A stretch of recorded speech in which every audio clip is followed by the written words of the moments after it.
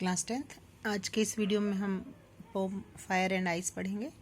इसकी हम समरी देखेंगे और इसको, जैसा कि आप सभी को पता है कि this poem is written by Robert Frost. This is a short poem and it gives intense and profound idea. Intense मतलब बहुत ही तीव्र और प्रोफाउंड यानी बहुत ही गहरा, डीप आइडिया हमको देती है। और इसमें दो चीज़ों पर बात की है पोएट ने, फायर और आइस। तो फायर को डिज़ायर से मतलब इच्छाओं से कंपैरिजन किया है उसका, और आइस को उन्होंने हेट से सिंबलाइज किया है, और हेट मतलब नफ़रत। और इस पोम में वो बहुत ही सीधा संदेश देते हैं कि the world will and in fire. Robert Frost says and confirm that the world will end in fire because human desire are like fire, but if world will end twice, ice is also strong enough to destroy this world. Robert Frost बहुत ही direct शब्दों में, साफ सुथरे शब्दों में ये इस pome के थ्रू ये कह रहे हैं कि इस दुनिया में इतनी ज़्यादा लोगों की इच्छाएं, डिज़ायर इतनी बढ़ गई हैं कि वो उन इच्छाओं को पूरा करते करते अपनी मानवता भूल चुका है।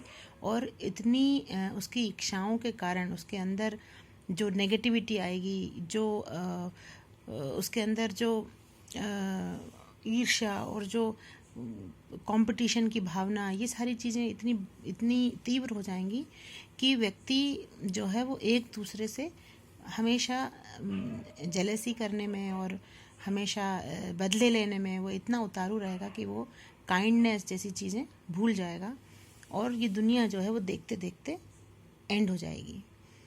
और दूसरी ओर कहते हैं because human desires are like fire, और वो कहते हैं कि ह्यूमन डिज़ायर जो हैं, व्यक्ति की जो डिज़ायर हैं, जो इच्छाएं हैं, वो फायर की तरह हैं, आग की तरह हैं। But if world will and twice, लेकिन यदि इस दुनिया को दो बार ख़त्म होना है तो एक बार वो आइस से ख़त्म होगी, क्योंकि आइस को उन्होंने, ice is strong enough to destroy this world, उन्होंने आइस को जो है वो कंपेयर किया है हेटरेट से, कि इस मानवता में, मानव के अंदर इतनी ज़्यादा नफ़रत हो जाएगी एक दूसरे के प्रति कि ये दुनिया उस नफ़रत रूपी बर्फ से एंड हो जाएगी। And now humanity is no more seen in the people, और अब इंसानियत जो है लोगों में नहीं दिख रही है, सब लोग सेल्फिश हो गए हैं, स्वार्थी हो गए हैं। इससे हमें मैसेज क्या मिलता है कि we should control our emotions, greed, हमें अपनी भावनाओं को, इमोशंस मतलब भावनाएं, और ग्रीड मतलब लालच, मतलब हमें अपनी लालच को और अपने इमोशंस को कंट्रोल रखना चाहिए। डोंट लूज़ योर पीस, और अपने जो अंदर की शांति है, जो आत्म शांति है, उसको हमें हमेशा कायम रखना चाहिए। हमें उसको लूज़ मतलब हमें उसे खोना नहीं है। यदि आपके अंदर पीस नहीं है, शांति नहीं है, कंटेंटमेंट नहीं है, संतुष्टि नहीं है, तो आपको आपका ग्रीड, लालच जो है, और डिज़ायर्स जो हैं, वो आपको एक ऐसी दौड़ में शामिल कर देती हैं जहां आपको कुछ नहीं मिलता। तो fire and ice means desire and hatred is increasing day by day and one day the world will perish. और पोइट कहते हैं कि जो डिज़ायर है इंसान के अंदर और जो हेट्रेड है, नफ़रत है एक दूसरे के प्रति, वो इतनी बढ़ती जा रही है कि एक दिन ये दुनिया जो है वो नष्ट हो जाएगी, पेरिश हो जाएगी, मतलब नष्ट हो जाएगी। So this is a very beautiful poem, और बहुत अच्छा मैसेज हमको मिलता है वर्तमान समय में हमें किस तरह से आचरण करना चाहिए और अपनी इच्छाओं को किस तरह से हमें अपने कंट्रोल में रखना चाहिए।